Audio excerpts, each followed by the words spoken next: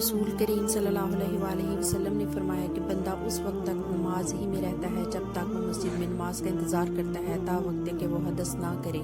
एक अजमी आदमी ने पूछा कि ए अबू हुरैरा, हदस क्या चीज़ है? उन्होंने फरमाया कि हवा जो पीछे से खारिज हो।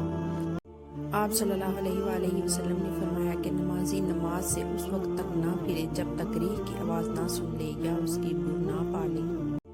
मैं ऐसा आदमी था जिसको सिलान मजी की शिकायत थी, मगर रसूल अल्लाह सल्लल्लाहु अलैहि वसल्लम से दरियाफ्त करते हुए मुझे शर्म आई तो मैंने इब्नुल अस्वद को हुक्म दिया। उन्होंने आप सल्लल्लाहु अलैहि वसल्लम से पूछा।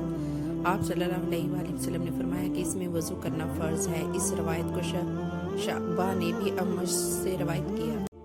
अगर कोई शख्स सोहबत करे और मनी ना निकले, फरमाया कि वज़ू करे जिस तरह नमाज के लिए वज़ू करता है और अपने आंसू को धो ले। हज़रत उस्मान रज़ी अल्लाह अन्हा कहते हैं कि ये मैंने रसूल अल्लाह सल्लल्लाहु अलैहि वसल्लम से सुना है।